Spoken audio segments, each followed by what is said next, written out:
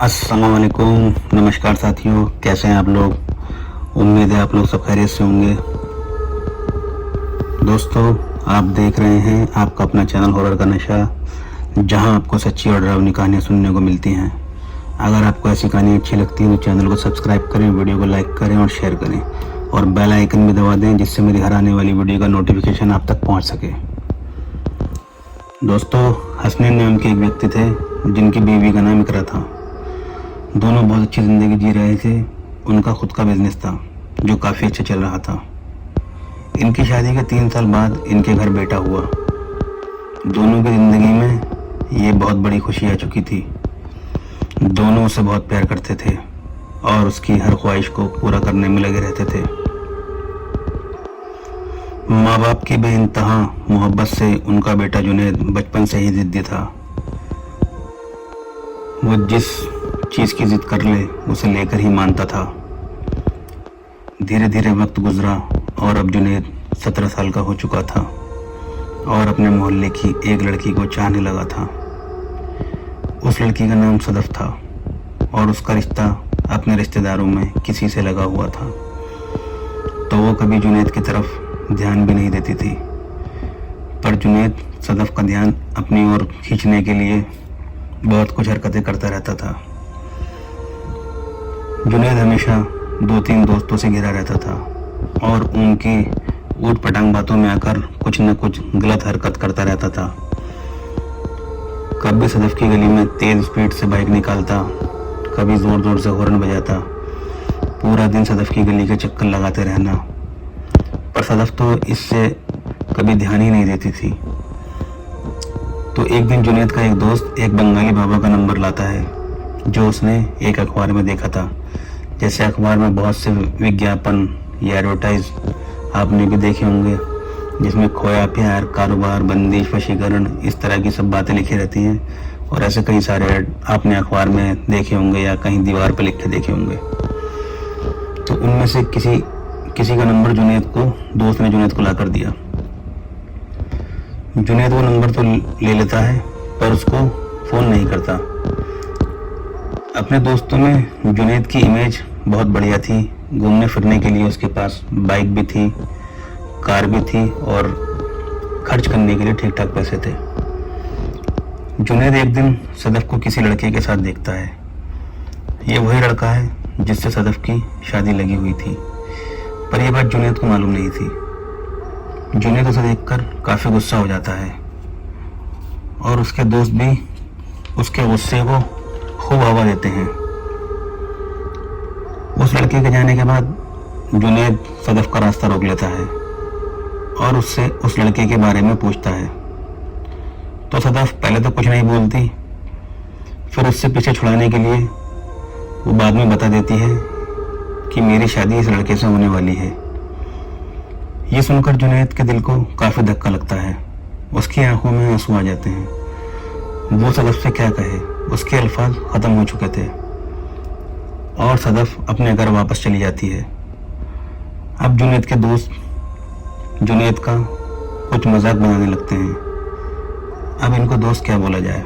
दोस्त वो होते हैं जो अच्छी बातें समझाएं, उसको हिम्मत दें और ज़िंदगी में आगे बढ़ने का रास्ता दिखाएं। पर ये जुनैद को लगातार भड़का रहे थे कि तेरी जगह हम होते तो ये कर देते, वो कर देते, उसे उठवा लेते, और भी बहुत कुछ बकवास करते हैं, जिससे जुनैद में गुस्सा भर जाता है। अब उसके दिल में ये भावना जन्म ले लेती है कि तू मेरी नहीं तो किसी की भी नहीं। इसके बाद ये सोचते हैं कि क्या किया जाए। इनको उस बाबा का नंबर याद आता है। ये बात करते हैं तो वो इन्हें उम्मीद देता है कि वो लड़की तुम्हारे प्यार में पागल हो जाएगी, मैं ऐसा कर दूंगा, वैसा कर दूंगा। जुनैद इन सब चीज़ों पे खूब पैसा बर्बाद करने लगता है, पर होता कुछ नहीं है। पर ऐसे लोगों के पास उठने बैठने से जुनैद को एक उम्मीद मिलती थी, तो जुनैद ऐसे लोगों के पास आता जाता रहता है। इसी तरह धीरे धीरे वक्त आगे बढ़ता है और सदफ की शादी नज़दीक आ जाती है। जब जुनैद को इस बात का पता लगता है तो उसका दिल पूरी तरह टूट जाता है। अब अपने दोस्तों की बातों में आकर वो सदफ पर मारण क्रिया करवाने की सोचता है, यानी सदफ को जान से मार दिया जाए, क्योंकि उसने सदफ से कई बार बात करने की कोशिश की थी, पर सदफ ने हर बार उसकी बेइज्जती की थी और हर बेइज्जती पर जुनैद के दोस्तों ने उसे ऐसी चीज़ें करने को खूब उकसाया था। पर ऐसा काम करवाएं किससे? उसने कई लोगों से मिलना जुलना जारी रखा और आखिरकार जुनैद को एक ऐसे शख्स से मिलता है जो सिफली जादू में माहिर था। दोस्तों, सिफली एक ऐसा अमल है कि अगर इसका पता वक्त रहते न चल पाए तो जिस पर यह अमल किया जाए उसका बचना बहुत मुश्किल है। सदफ की शादी के दिन करीब थे। घर के लोगों को भीड़ भाड़ से फुर्सत नहीं थी। लोगों का आना जाना घर में लगा रहता था। सदफ पर सिफली जादू किया जा चुका था। उसकी तबीयत खराब रहने लगी थी। सबको लगा कि घर में भीड़ भाड़ की वजह से सदफ को आराम नहीं मिल पा रहा है, इसलिए इसकी तबीयत थोड़ी खराब है। वो सिफली जादू इतना स्ट्रॉन्ग था कि 15-16 दिन के अंदर ही सदफ की मौत हो जाती है। वो लड़की जिसकी शादी 4-5 दिन में ही होने ही वाली थी, उसके इस तरह से मर जाने के बाद उसके घर वाले पूरी तरह टूट जाते हैं। इधर जुनैद के दोस्त जुनैद को इस बात की खबर देते हैं। उनको लगा कि जुनैद खुश हो जाएगा, पर यहाँ तो उल्टा हो गया। जुनैद बहुत बुरी तरह रोने लगता है। उसे सदफ का चेहरा याद आता है, क्योंकि जब वह उस पर जादू करवा रहा था तब वो गुस्से में था। अब न सदफ थी और न जुनैद का गुस्सा, अब सिर्फ सदफ की याद थी और वो प्यार जो जुनैद के दिल में था।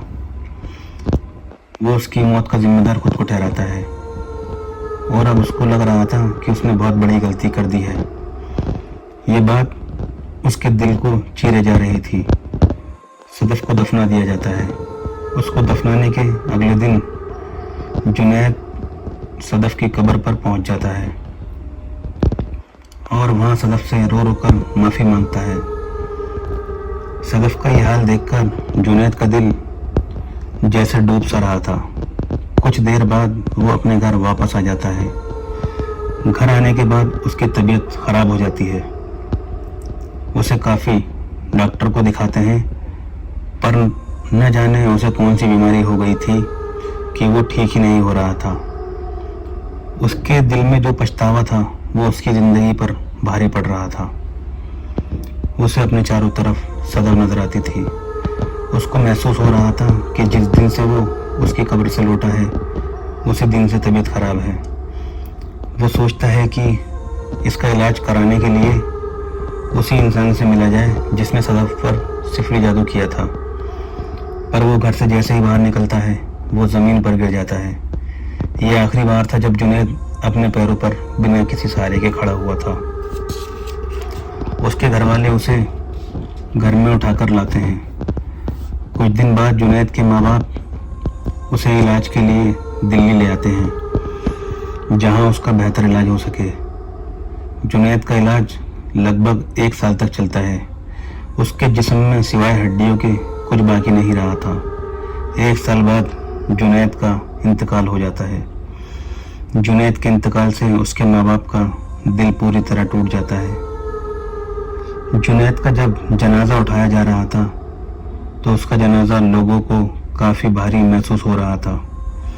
लोग बड़े हैरान थे कि ये लड़का जो पूरी तरह कमज़ोर हो चुका था, इसका जनाजा इतना भारी क्यों है। जो मौलाना जुनैद की जनाजे की नमाज़ पढ़ाने आए थे, उन्होंने जुनैद के सीने पर एक लड़की को बैठा देखा था जिसका पूरे शरीर पर हल्दी लगी हुई थी।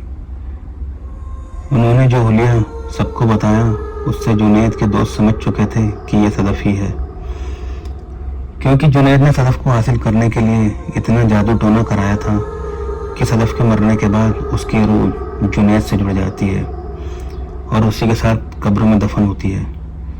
दोस्तों, किसी का बुरा करके क्या हम अपने लिए अच्छा कर सकते हैं? कभी नहीं। बुरे काम का नतीजा हमेशा बुरा ही होता है। जो दुख दर्द उसने सदफ के घर वालों को दिया था, वही दुख दर्द बाद में जुनैद के घर वालों को मिला। तो दोस्तों ये थी आज की कहानी। अगर आपको अच्छी लगी हो तो चैनल को सब्सक्राइब करें, वीडियो को लाइक करें और शेयर करें। मिलते हैं अगली वीडियो में। खुदा हाफिज़।